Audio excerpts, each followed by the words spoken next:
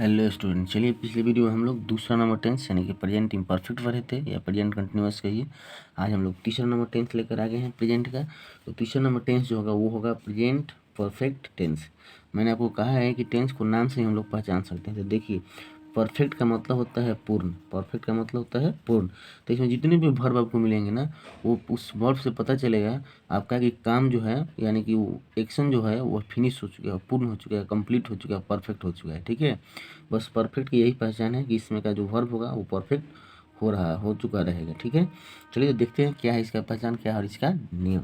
तो देखिए, नियम कह रहा है कि मूल क्रिया के अंत में जो है वह चुका है, चुकी है, चुके हैं, चुके हो, चुकी है, चुके हैं लगा रहता है।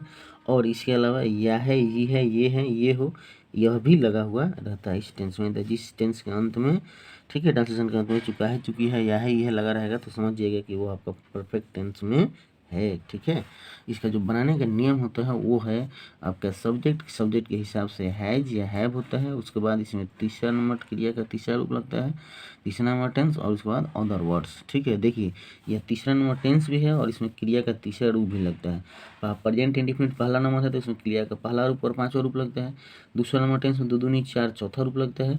और तीसरा नंबर टेंस में क्रिया का तीसरा रूप लगता है। तो आप ऐसे भी याद करके रख सकते हैं। ठीक है, और जैसे मैंने कैसे कहा कि इसका नाम परफेक्ट है, परफेक्ट से ही इसकी पहचान है। जैसे कि एग्जाम्पल शॉर्ट में देखिए, यहाँ लिखा है मैं रोटी खा चुका हूँ। अब आप मुझे बताइए कि यहाँ खाने का काम हो रहा है कि होगा कि हो चुका है, कैसा प्रतीत हो रहा है? तो हो चुका है, मैं रोटी खा चुका हूँ, खाने का काम जो है वो परफेक्ट हो चुका है, पूर्ण हो चुका है। इससे पता चल जा रहा है तुम रोटी खा चुके हो और रोटी खाने का काम पूरा हो चुका है। ठीक है, और भी कुछ एग्जाम्पल देखते हैं। बनाने का नियम इसमें है हैज और है। तो हैज और है बहुत ही सिंपल है, किसके साथ हैज होता है, किसके साथ हैव होता है। बहुत सारे वीडियो मैंने बताया, फिर भी एक बार शॉर्ट में आपको यहाँ पर लिख दे रहे हैं कि आई, वी, यू, ठीक है, दे और प्लूरल के साथ मतलब मेनी के साथ, ज़्यादा के साथ हमेशा जो है क्या होता है, हैव होता है। ठीक, और उसके बाद आपका होगा ही होगा, सी होगा, इट होगा। ठीक, और उसके बाद कोई भी सिंगुलर नेम, कोई भी एक चीज़ व्यक्ति या वस्तु होगा उसमें क्या होता है, हैज होता है। आप यहाँ से समझ सकते हैं। ठीक, देखिए नियम यहाँ पर है, कुछ बनाने का एग्जाम्पल दिया है, देख लेते हैं। मैं दूध पी चुका हूँ। अब बताइए, देखिए यहाँ पहचाना गया चुका, पीने के साथ चुका है तो इसी टेंस में बनेगा। अच्छा, आप बताइए कि पीने का काम खत्म हो गया कि अभी हो रहा है? तो हो चुका है, परफेक्ट हो गया, मतलब पूर्ण हो गया पीने का काम। तो इससे पता चल रहा है कि वो परफेक्ट टेंस में है। ठीक है, तो पहले लिखना है सब्जेक्ट, तो आई, उसके बाद आई के साथ हैव होता है। ऊपर जो नियम मैंने लिखा है उसमें से आप देख सकते हैं, इसके साथ हैव होता है, यहाँ पर आई के साथ हैव होता है। ठीक है, आई हैव, उसके बाद की तीसरे क्रिया का तीसरा रूप, पीना का तीसरा रूप ड्रंक होगा। और क्या पी चुका हूँ, तो मिल्क। ठीक है, तो आई हैव ड्रंक मिल्क।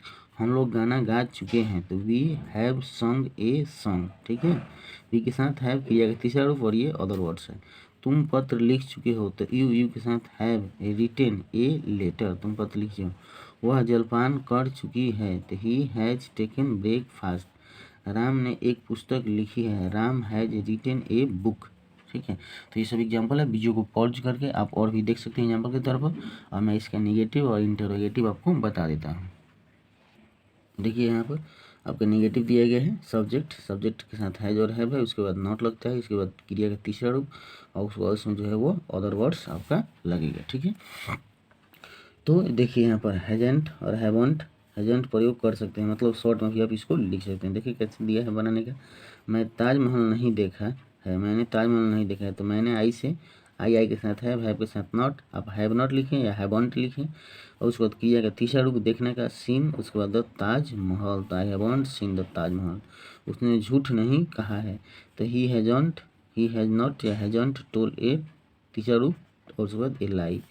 चंदन और टुनटुन यहाँ नहीं आए हैं तो Chandan and Tuntun has not come here. ठीक है, तो वो यहाँ नहीं आए हैं, ये आपका हो गया। बर्फ नहीं पिघला है, आइस हैज नॉट मेल्टेड, तो ये हो गया आपका निगेटिव।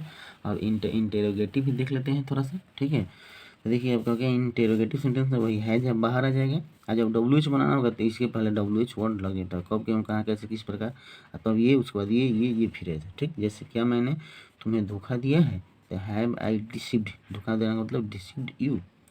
ठीक है, क्या उसने मेरी मदद की है, हैज ही हेल्प्ड मी। क्या उन लोगों ने कभी गरीबों को सताया है, have they ever oppressed the poor. ठीक है, उसके बाद और कुछ एग्जाम्पल, क्या तुम कभी लंदन गए हो, have you ever gone to London. क्या आप अपनी